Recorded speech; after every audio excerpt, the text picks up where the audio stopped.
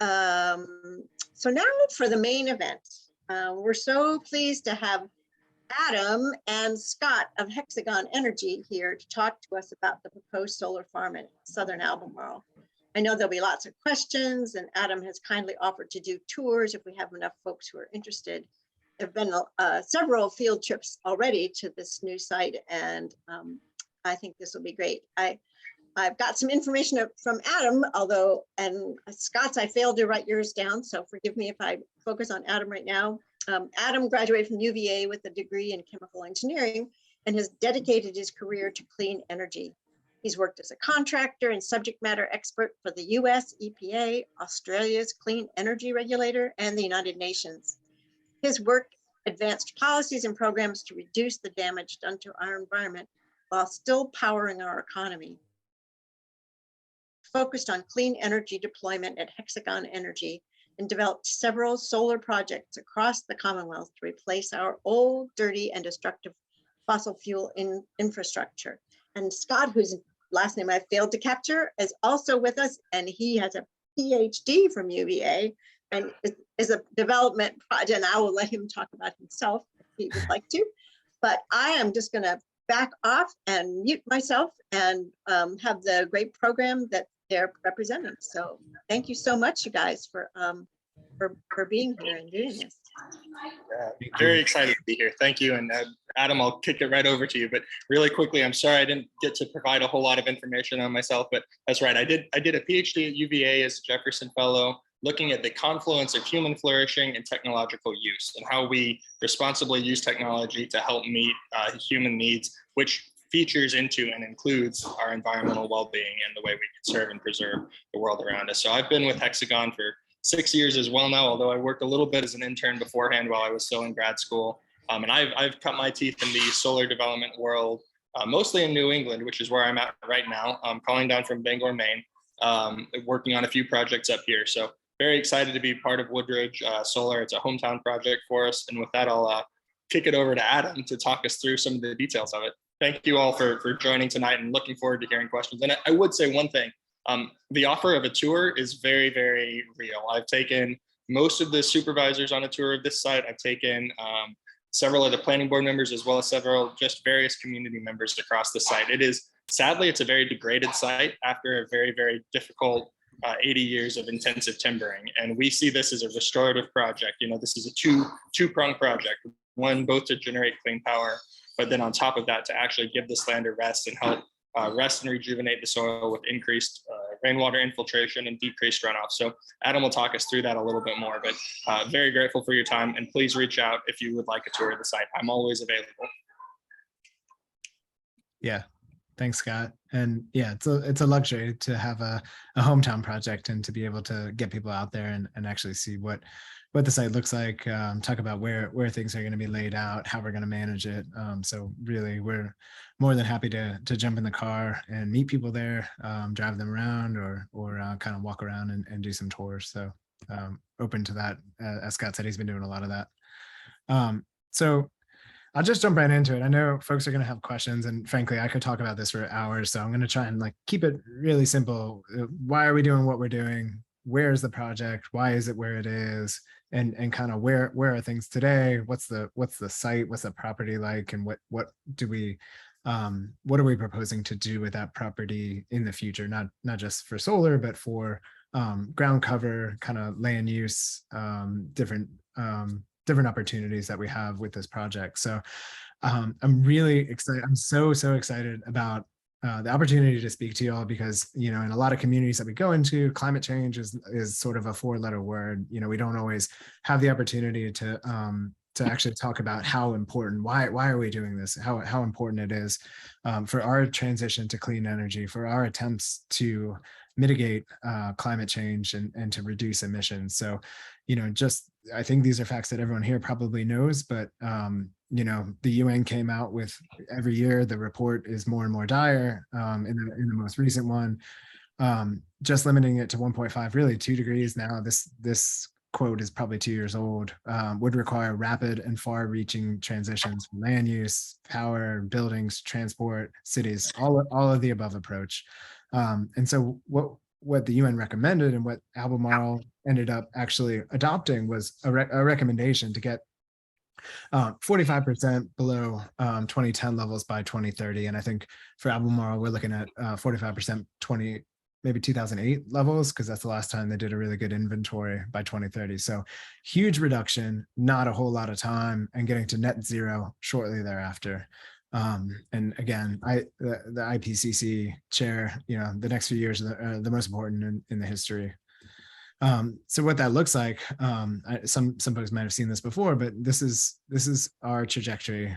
2000, 2010, 2020, up, and then magically in 10 years, we are going to totally transform everything and have a 45% reduction over our 2008 baseline. And then again, in 20 years from there, we're going to get everything to zero. So huge challenge in front of us. And it's going to require a lot of ingenuity, a lot of thinking, and frankly, really good clean energy projects like Woodbridge Solar to help get us there. So as we're trying to go from where we are down to zero, let's look at where everything's coming from. So again, you guys are probably aware of this. About half is transportation. About half is mostly electricity in Albemarle County. So you have buildings, municipalities representing one side, transportation representing the other. We don't have a lot of big industry here, big polluters. So the rest is kind of agricultural. And we have a long way to go. So we're at like 1% clean energy right now. We're still about half of our power comes from natural gas. 30% comes from nuclear. Dominion seems really strongly pushing the Commonwealth to continue that number as it is. So I won't comment on that, but the coal number has gone down as natural gas has gone up. So we're down to about 10% coal, 7% biomass, and again, just this tiny little sliver for renewable energy. So when you think about starting to replace some of that, and thinking about where we live, where our power has come from, and what sort of opportunities do we have to make a really big impact in a short amount of time, kind of hitting those IPCC goals. Like we need to find really great projects that can deliver a lot of clean energy to replace a lot of dirty energy in a really short amount of time in order to hit these goals. So this should be somewhat familiar. This is a map of Albemarle County, and I've mapped sort of traditionally where our powers come from. So the Bremo power plant down on the James River in Fluvanna County for about 90 years burned coal. And we stacked up about 6.2 million tons of coal ash right there along the banks of the James. About, I don't know, 10 years ago, Dominion converted that over to a gas plant. So they stopped burning coal, they started burning natural gas. And then in the last couple of years, they fully retired it, demolished. And now Dominion has this 15-year plan where they're going to do something with the coal ash. I think they're going to landfill it, line it, try and create kind of a safe place for that to live forever and hopefully not ever get into that James River. So long history, but a lot of the big power lines that run into Charlottesville, they run into the city. So the one here on the east of Charlottesville is when, if you're going out to like Dard and Tau, Penn Park, you'll see those big power lines running past. You'll see them going over 64. When you go down the Rivanna and you're kayaking or tubing or just walking down the Rivanna, you'll see them cross over there. And then the other big ones going into Charlottesville here, I can actually see from my window here from where I live out on 5th Street. Old Lynchburg Road is another big sub power in the other half of the city. So historically, this is where our power is coming from. All that has been removed, which has been an opportunity for us to find a new way to get our power and our electricity. So, as a local company, when we look at the area, and we look at Charlottesville, and we think about what sort of opportunities might we have to build a large scale project that can have a really big impact on emissions reductions and clean energy. There's a lot of constraints. A lot of Albemarle County is under conservation, which is in this green, historic districts in the orange.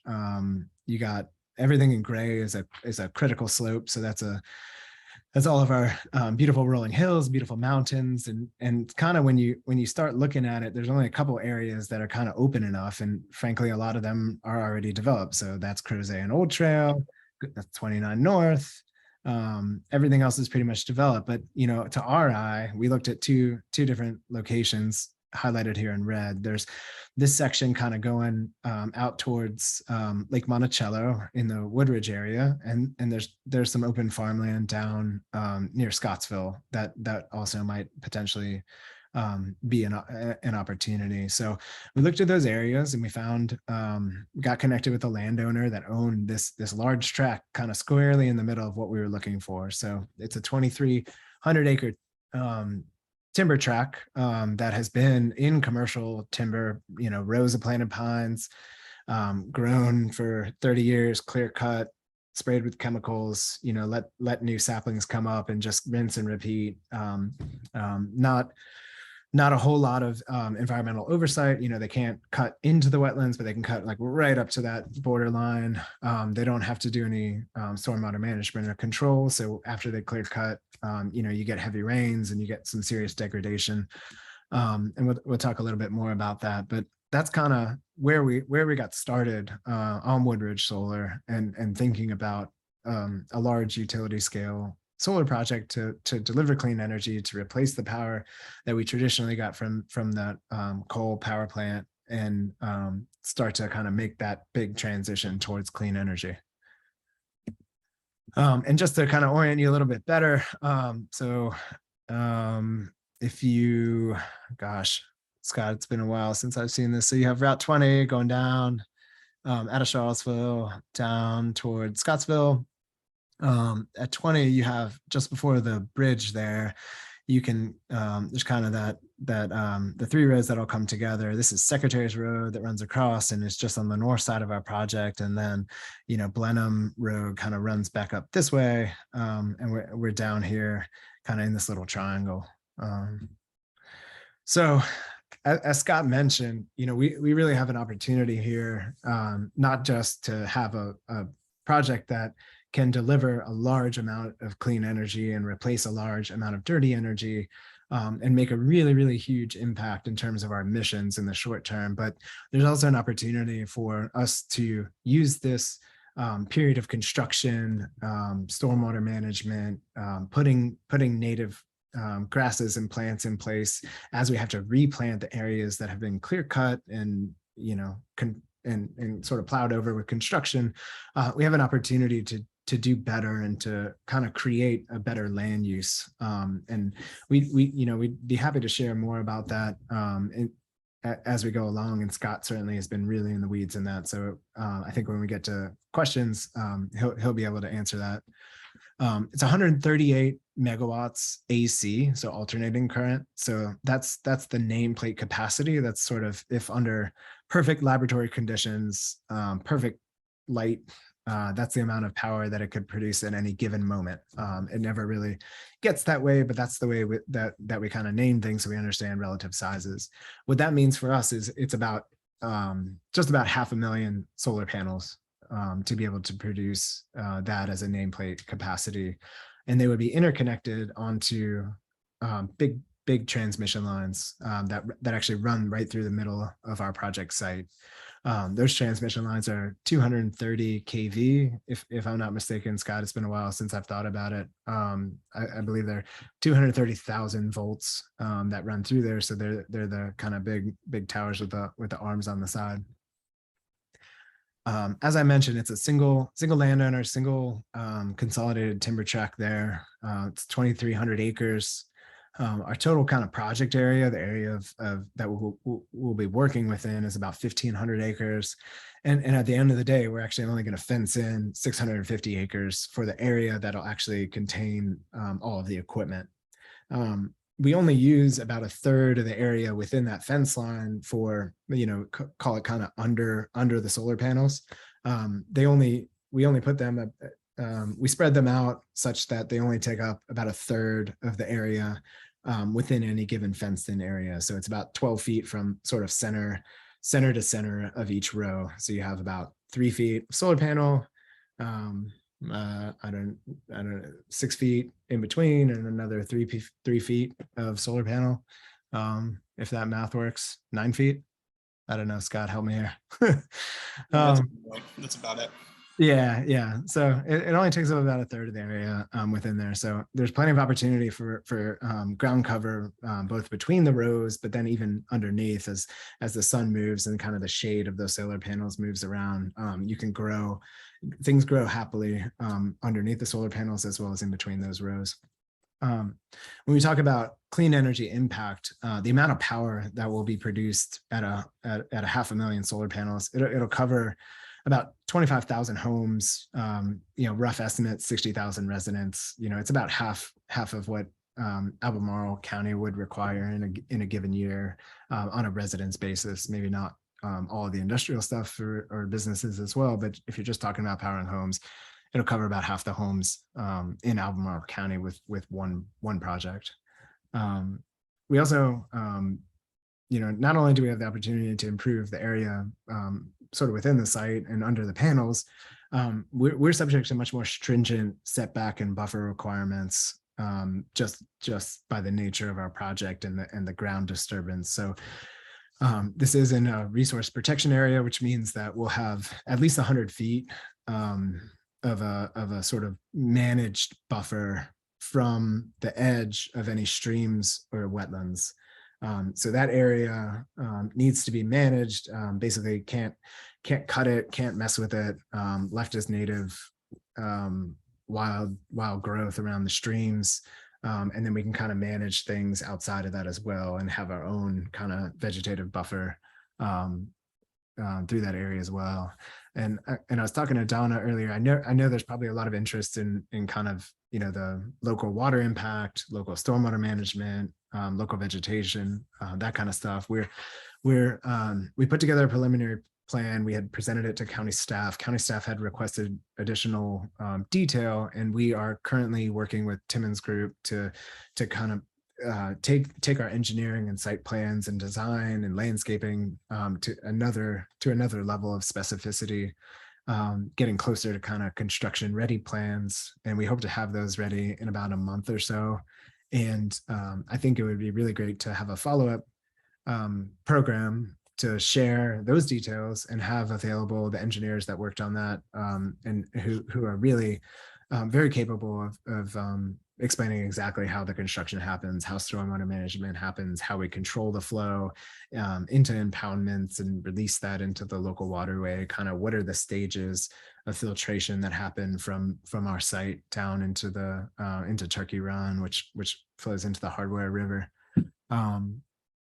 The other opportunity that we have is to create, kind of recreate native meadow habitat, which is really hard to find, or really hard to kind of find, 650 or 1,500 acres that you have the opportunity to create a new native meadow habitat that will promote insects, small mammals, then butterflies, birds, pollinators, and kind of open up an opportunity to have a managed area that can bring additional benefits to the local habitat that is really kind of hard to do on your own, trying to get private landowners to do that at that kind of scale. We have a unique opportunity here, controlling that area with the ability to do some of that design. So a lot of the things that we're focusing on, in addition to site design, stormwater management, ground cover, we also want to make sure that this project fits in really well with the local community, and that we are doing everything we can to make this project a good neighbor. And the best neighbors aren't seen or heard. They're ones that aren't causing a nuisance. They're not creating issues. They don't kind of change the view shed or the character of the local community, of the scenic routes around there. So one of the things that we've done is to have a minimum 200-foot voluntary setback around the entire boundary of the property. The local ordinance is a lot smaller, and some of the smaller solar farms that have been approved in the county and in other counties have had much smaller, 25 to 75 foot, in some cases 100, 150.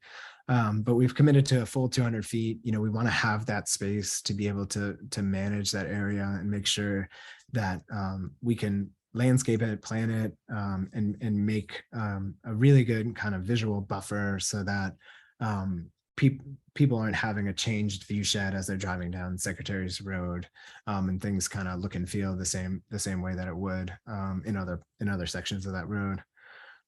So we're committing to screening all the external views.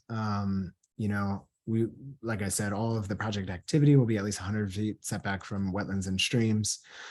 So it'll kind of go stream, the edge of the kind of stream area, then you have 100 feet. And then we have beyond that will be sort of our stormwater impoundments, and then some buffer to the fence line, and then buffer interior that to where the actual panels go. So there's kind of a lot happening between the actual project site and the local waterways. As again, to be good members of the community, we've also committed to dedicating a big section and allowing continuing hunting of the property by the local Woodbridge Sportsman Association, who've been hunting on that property for quite a while. And importantly, we're going to stop the kind of continued damage that can occur on commercial timber farms, where after clear cutting, you can have some serious erosion, scour, you have degradation of the site and the soils as everything is kind of clear cut and really kind of removed with, kind of all the growth will be removed with chemicals to allow the next generation of saplings to kind of get a head start there. At the bottom there, again, we keep saying this, but seriously, if you're interested in seeing the site or just talking with us, we're happy to meet you out there, take a look around, talk more, meet one-on-one, and answer any questions that you have. Scott and I both have engineering backgrounds, a lot of technical detail, but we've both been doing this for over 6 years and hopefully have a lot of good information to share. Kind of talked about why we're doing the project, why are we pursuing a permit right now. Every project that wants to interconnect onto the transmission grid has to go through a process. It's open access, so any project that is a good project that can get financed and safely interconnect to the grid can do so. However, it's kind of on a first come first served basis, and we're going through this big transition right now from our existing fossil fuel infrastructure to new clean energy projects. So there's really big backlogs for those interconnection queues. We started working with the landowner here in 2019, and we submitted our application back then. And the estimate that that PJM, the group that manages kind of the whole region, gave us was 2025, 2026. We get final results and some sort of construction agreement that would allow us to interconnect to the grid. Unfortunately, a number of things, including the Bremo power plant, a number of other power plants were retired and removed from the grid, which basically opened up additional capacity for our project to safely connect without requiring any upgrades to the transmission infrastructure at all. So where a lot of projects around the Commonwealth are overloading certain power lines and requiring them to be built essentially with just a thicker cable, we're not triggering anything like that. So we got this pleasant surprise last Christmas where they said, a couple things dropped out and you guys aren't going to have to rebuild anything. You just have to build your interconnection facility. So we're gonna have an agreement ready for you in 6 months, 9 months, 12 months, but sometime this year, not 4 or 5 years out into the future. So really, really great opportunity to not be delayed, to not really great siting, to not have to rebuild any of the infrastructure out there and create more construction. Just a really, really great project and a great opportunity here. So when we talk about the actual site itself, I try to orient everyone a little bit on where we are in the county. So we're in the Southwest. If you've been down around Woodbridge or Secretary's Road, And anyone who lives down here, correct me or jump in here. But this is kind of the Woodbridge corner. There's a country store here on the corner. Going south, Scott, this is Jefferson Mill Road that runs down this way, and going back up to the west, I think you have Blenheim Road that runs up past Blenheim and Trump Vineyard, and kind of up that way along that side of that kind of Carter's Mountain Ridge from here. This is the current site conditions. This is kind of what's out there now. I don't know if this is totally accurate for what had been timbered, but a few years ago, the landowner had timbered. They kind of managed things in stands, like all commercial timber farms, where they kind of rotate what they cut. But a lot of it had been clear cut. You can see the setbacks that they had left for the wetlands as were delineated and as they understood them. There's a big 500 kV power line that runs to the north side, and then a 230 kV line that runs to the south. Just to the south of us is the Mount Ida property. And if you've ever been to the tap house and tasting room that's over there, it's you basically would be just out of the frame here to the south, and you're looking out kind of to the west out that way. So the project would be north, kind of set back behind the woods, not visible at all from where that is. Hopefully y'all are kind of familiar with this, but just a really quick intro. Scott had taken some photos from one of the closest solar farms that we could find that had been completed close to Charlottesville. So this is the Martin Solar Center. It's interconnected to, I think, CVEC, Central Virginia Electric Cooperative. And it's actually a project that our founder and CEO had worked on at a previous solar company that he had been on. But essentially you have some small inverters. They basically sit on little concrete pads. They're similar to kind of the inverter boxes, the green boxes in neighborhoods that you see on the front of folks' yards, but they're bigger because they handle a little bit more power. So they're a little bit longer. They're about 6 feet tall, maybe 10 feet long, and a few feet wide, and they sit on concrete pads. The rest of it all is planted in grass, except for where you have your gravel access roads to allow trucks to get in there to service those inverters, to bring in equipment, maintain the property. To the south, you can kind of see an example of what they did for stormwater management. So all this water flows from the site through the grass, and whatever doesn't infiltrate into that soil is collected in this impoundment here, and then the release, sediment is allowed to fall out, and then it's a controlled release into the local waterways. So when it comes to stormwater, there's sort of like two rules. The flow has to be the same before and after your project. So you can't change the flow rate into the stream, which obviously would affect, if you reduce it, then there's less water for wildlife and fauna and whatever's in the stream. If you increase it, you're kind of changing it from where it was going before and affecting other things. So the Department of Environmental Quality wants you to maintain the same flow rate and actually improve the water quality. So make sure that we're improving, reducing the amount of sediment or other things in the water as it flows into the local waterways. This is sort of our preliminary layout, again, where we are relative to the county. So the white here in the center is the city of Charlottesville, is Albemarle County. Lake Monticello is just over here. Secretary's Road runs across, Route 20 runs down to Scottsville. So we're over here in the Woodbridge area, just on Secretary's Road. You'll see there are a number of different, I don't even know how many, maybe Scott knows, but the project site is actually broken up into a bunch of different sections, a bunch of different arrays. And that's to make sure that you have those setbacks from the wetlands, to allow room for wildlife to freely pass within those sections, so that you're not making big sort of long areas that are not passable for animals that might regularly migrate through there, usually along the streams and along the wetlands, because that's where some of the nicest vegetation is. And so there's a ton of different individually fenced in areas. You know, any one of these would be about the size of a small 5 megawatt project, but when you kind of add it all together and we collect all the power, we end up at that larger 138 megawatt project. Then we tie that in on the high voltage line that again runs down through the south portion of this site here. Yeah, and Adam, really quick, I just want to add something on that, if you don't mind. Yeah. So when people hear about the acreages of this project, they're imposing numbers, and I understand that and totally get it. And that's part of why I wanted to point out anatomy of a solar array and how it looks, and show you all what this site actually looks like, where you see panels, you see inverters, you see a fence line, and then you see setback area.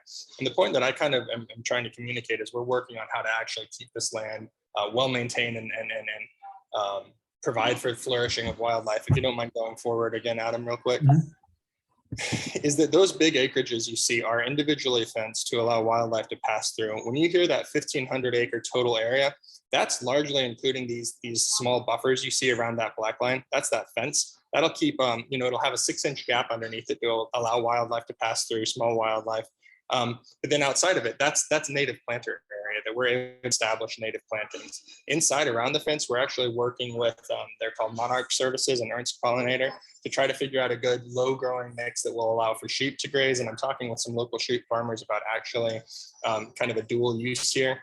But I did just want to point out that these are separately fenced to allow for quick and easy wildlife passage through it, to allow the hunt club to continue having access to it without kind of losing their recreational ability, but also reestablishing native planters. So when you see this total project area, don't think it's a whole area blanketed in panels. It's rather area used for the array, of which a very small portion is actually panels. So just wanted to clarify that very quickly. And one other thing to point out, the kind of the northwest finger corner, that subarray of panels that runs along that easement, the power line easement to the north. Yeah, Adam's pointed it out. That's actually going to be removed after conversation we've had with neighbors and some people with some concerns, some reasonable, some a little more on the side of concerns around EMFs and things that we know not to be real, but perception matters. And so we're going to remove that sub block, and that'll be represented in our updated site plan. But just to give a little bit more, and one other thing I wanted to point out is that I've been in talks with the Rivanna Conservation Alliance to help us monitor and begin monitoring very quickly the water quality on the site now, water quality on the site during construction, and water quality on the site after construction and during operation, so that we can actually get some good data. You know, we have UVA here in town, and a lot of opportunity to really get data on solar projects. And so I've been talking with Claire over there and a few others to really work on getting a few water monitoring stations and some invertebrate monitoring throughout these streams.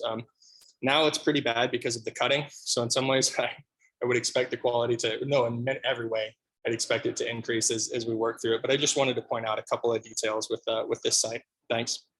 Yeah, thanks, Scott. And I realize I've been talking for way too long. I said I could talk for hours, and I almost have. So it might be good. We have a lot more to share, but it might be good to kind of pause and maybe take some questions, and maybe we'll be able to answer some of those with more information that we have here. I know Scott has a bunch of both drone photography as well as photos kind of from the ground about what's out there and what it looks like now. Some additional information about what the buffers and setbacks will look like in vegetation planting. So yeah, I'm happy to kind of pause here and open up. I know. Yeah, and real quick again, before jumping into questions, if I may, very briefly, this is an excellent slide because this shows, in addition to the 200-foot buffer offset anything, there are areas where we're planting an additional screening buffer behind it. But then the kind of orangey color, that's where panels are proposed. The yellow color, that's that 1,500 acres area of impact, which will be planted with the native mixes outside of it. And then those brown boxes you see, those are representative stormwater management features. And we wanted to show that in here I mentioned earlier that we're being progressive and aggressive in our treatment of stormwater with the goal of building in right from the get-go tons of space so that no matter what happens with our stormwater, we have space to build it. We've seen plenty of solar projects get far along and then find out they've used up every corner of space they have on their parcel, and then they haven't accounted for stormwater. So we wanted to make sure that's included early. That's a little bit of a background now. Happy to field some questions. It looks like there's several. Thank you all for listening to us. Yeah, thanks so Sure. much. Thank you, guys. And I'll try to take your questions in order, but I have one that came in through the chat, which was, is this PowerPoint going to be available for us Yeah. to share? And because I know folks are interested in being able to look through it at their leisure too. So. For And sure. also all of the application and materials that the county has are also publicly available, and we're happy to provide the link to that as well. Yep. Super. That'd be great. Okay, Audrey, I saw your hand first. Go ahead. Hey, thank you all for being here. What role models or other projects do you have that might be this size or larger that you have done or other solar companies have done in the US or in Virginia? Just in comparison, is this small, big?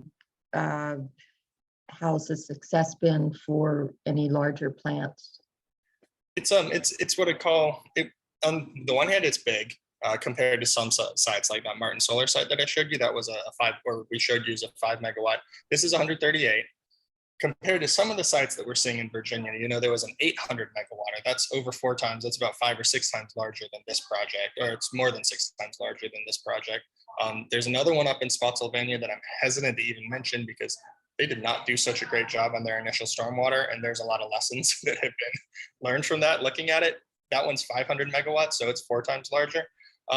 There are ones that are being built. Like I mentioned, there's a lot of conversation with how to get the plants to grow underneath this. So I'd say it's mid-size because it's mid-size based on what the market has. It's the largest the county will have worked on and will have seen so far, but hands down. And it's a lot of power. You know, it's 45,000 homes. So it's notable. It provides a real kick, a real jolt in the arm for our clean energy economy, but it's not the biggest one out there by any means. What about across the US? Across the U.S., yeah, same story. You know, there are some out there that are even getting close to a couple of gigawatts. That's 1,000 times bigger than a megawatt. So there's some that are really big. This is mid-size across the country and the state. Thank you. If that answers the question. Yeah. Yes, thank you. And in terms of comparable projects to ones that who are doing the kinds of things that we're talking about, there are a few that are under construction now and finishing construction now that were held to really high standards and did a really good job both with their planting mixes and their stormwater management, that have done a really good job. So I'm thinking of, there's one in Halifax County called Water Strider that I think should be operational soon. And they had some really strong sort of native meadow pollinator requirements on that project from the county. So I haven't been down there yet to actually see it, but I'm excited to get down there. We work with that county extensively as well, and I kind of want to see the result of what that is. But you know, in terms of seeing local ones, I think, you know, Scott and I are also happy to take folks on field trips to some of the closest ones. There's a project that's been operational in basically right outside downtown Louisa for a while, maybe 6-7 years now. That's kind of tucked back there. There's the 2 CVEC projects that are nearby, just a little ways down 64. So we can definitely go and look. Can't always get within the fence line, but it's still informative to be on the site, to look at their impoundments, look at the way the site's laid out, look at how the rows are and all that kind of stuff. So happy, please reach out and we'd be happy to arrange like little field trips. Great. Tom Olivier has a question. Yeah, sure. Thanks very much. Obviously, this is a quite large project with a lot of interesting sides to it. But my wife and I have raised sheep in southern Albemarle County for about 30 years. So I'd like to zoom in on that. I guess my question is sort of some more details on how do you plan to do it? Do you intend to say flash graze adult sheep inside the fences with the panels, or are you planning to have sheep there permanently grazing, or like maybe rotating from one panel set to another, or is it just adult sheep, or maybe sheep that have lambs and then you've got all of that? The simplest by far is just grazing adults briefly around, is it around each panel, like a panel set inside the fences? And then how do you plan to, you know, what's the makeup of the sheep and how long do you plan to keep them briefly or extended stays or what? It's an excellent question and one that I am doing a lot of learning around to be able to provide an answer. So I think you might be the one that I need to be asking questions to. If you Maybe don't we mind. should So, talk some more, yeah. you know, our vision with this, and I've talked to one other grazier locally, and the vision would ultimately be to not ever have to mow, but to rotate sheep that live on the site permanently from one pen to the other. Now, see, you're shaking your head because I really don't know. I don't even know if that's possible. And I've heard people up in New England and North Carolina starting to do that by raising the sheep in different pens at different times. You know, a permanent presence, not trucking the sheep in and out, moving them from one enclosed gate area to the other. But that's all, you know, it's all unfolding. So we want to use this to kind of figure out how to do it. People aren't doing this very much on these really big sites. So we're open, and, you know, what we're seeking to do with our permit is even make sure that it's worded in such a way that it requires us to work with local sheep farmers or whoever, you know, can't really be goats because they eat the wires, but to continue working with folks to make this work. Well, So I was looking at your panel layout, and it looks certainly possible to rotate adult sheep from one to the other if you had, say, a herd dog to do it. On the other hand, in an area like that, predation would be an issue if you left them there. And then the other is, if you're going to raise sheep that are, say, nursing lambs or trying to fatten lambs, you have a hard time establishing the kind of high quality pasture you need. And the last thing I'll say is sheep like to chew on electric wires in vehicles and things. So you have to think about that if you, anyway, I think we might be interested in talking to you about this because it's kind of an interesting, complicated issue. So maybe we can get your emails somewhere and communicate with you. I'd be thrilled to talk with you some more about it. And like I said, I have more questions than answers on the sheep side of things so far, but I think there's a chance to really use this as a proving ground for this kind of project in the future for dual use. And there's a lot of unknown. So thank you for the question, though. Sure. And we'll make sure to provide our email addresses. Sure, thanks. Thank you. Yeah, if you wanted to put your emails in the chat too, Perfect. that'd be great. So Kirk Bowers has his hand raised. Good evening. I'm the conservation chair for the club, for the group, first of all. And secondly, I'm also a licensed professional engineer, and I have over 35 years in the field, at least. Stormwater management is one of my specialties. And so when I look at your site and look at the photographs, I have a couple questions, first of all, and then maybe a comment or two. On the width, on the stream buffers, is that 100 feet on each side of the stream, or is it on just one side? Or, yeah, do you have a total width of 200 feet or 100 feet? Yeah, it's 100 feet on all sides. So at any point, 100 feet off of the stream. So, you know, if you had nothing in the middle, it would only be 200 feet, but there's actually, you know, all the width of the wetland as well. Okay, on each side of the stream or wetland edge. Mm-hmm. Well, that's very good. I think that's above average. Let's see, on the stormwater management itself, you know, we're trying to get away from the end of the pipe treatment these days and use more low impact development technology.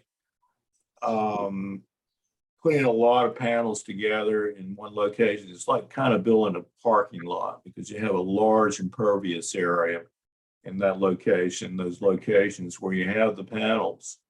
And so that's the one issue that concerns me a bit about this project.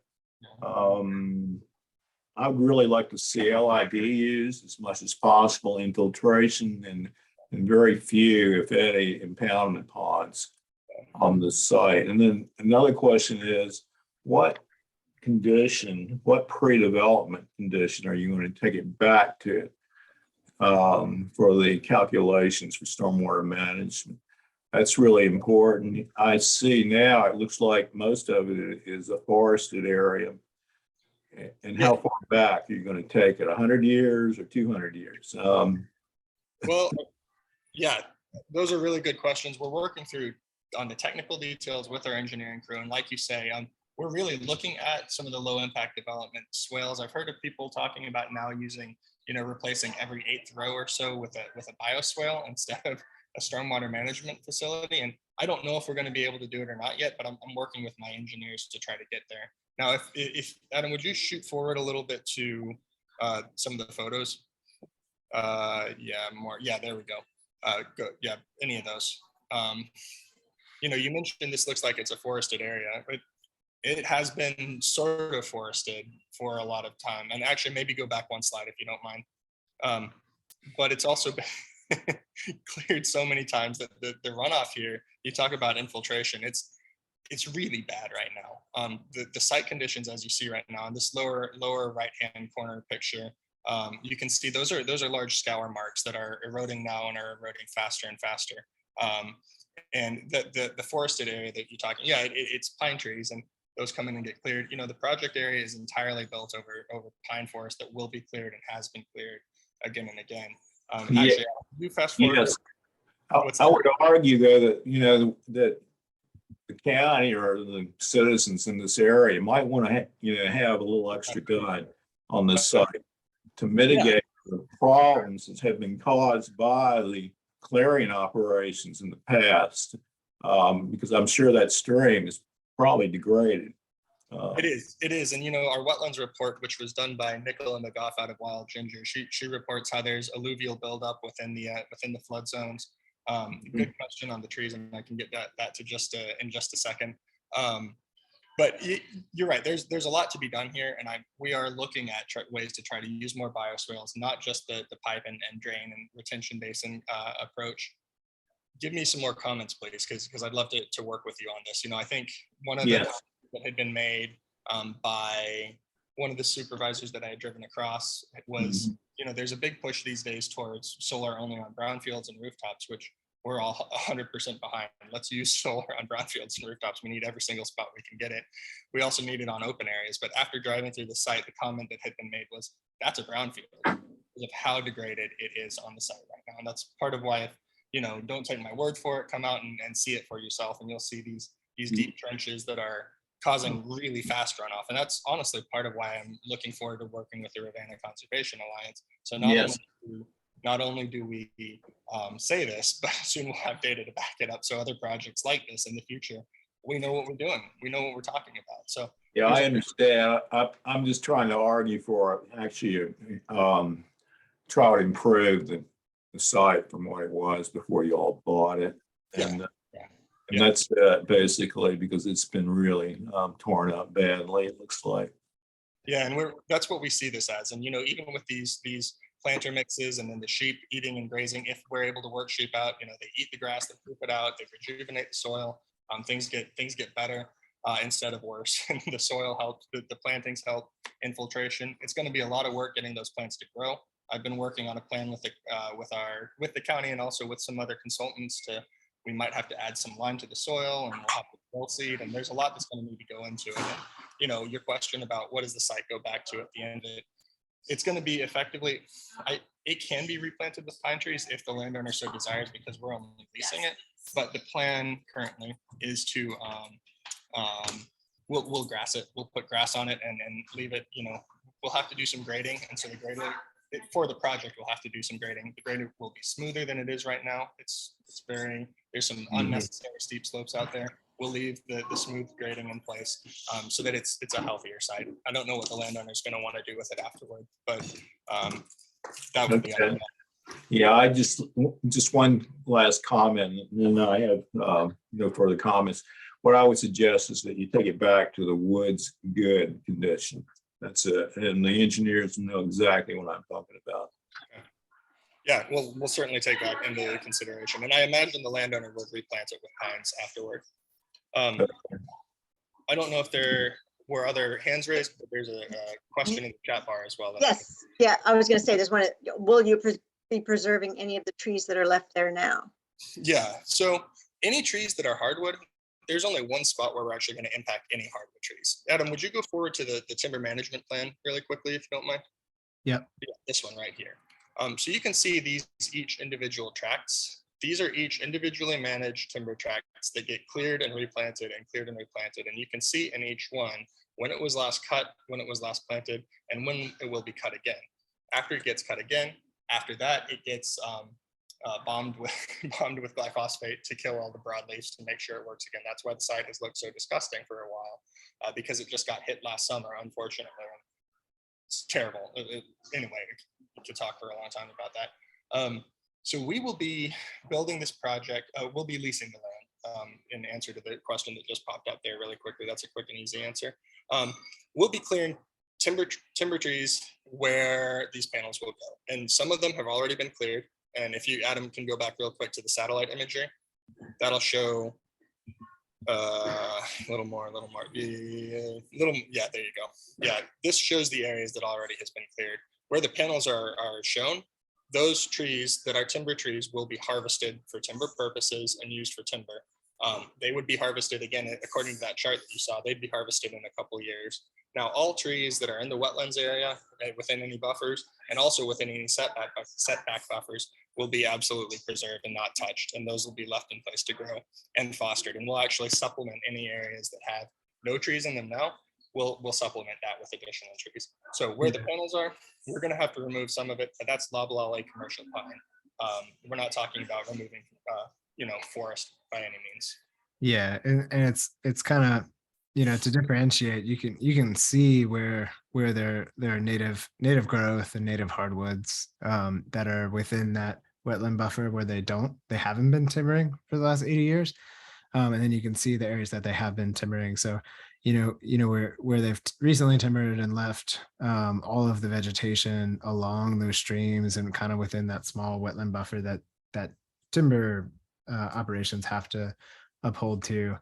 Similarly, this is kind of the native growth section that exists out there. Everything else within the area are just rows and rows of loblolly planted pines that are intentionally sort of grown in such a way to choke out everything else from competing. So when you go out there, it's by no means like a native forest as you would imagine on a hike or on a walk. It's very, very kind of eerie and quiet. There's it's a food desert for yeah, animals. it's really a desert. There's nothing but pine straw as the understory, and just rows and rows of planted pines not providing terribly good habitat. So I really think again, take us up on these offers to go out and take a look and see what's out there currently, and kind of, we can have this map in hand as well and talk about where the project's going to go, and we can go out and look at those habitats, air quotes habitats,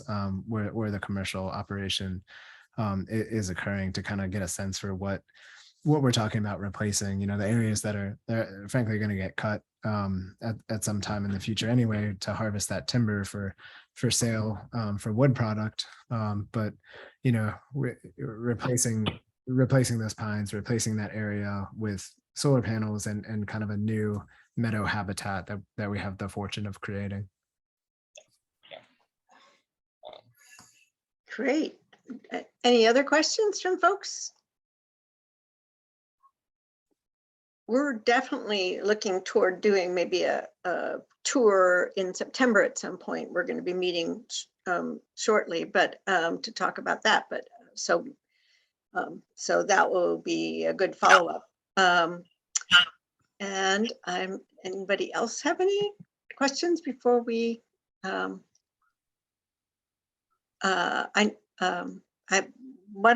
of the people on the call has seen some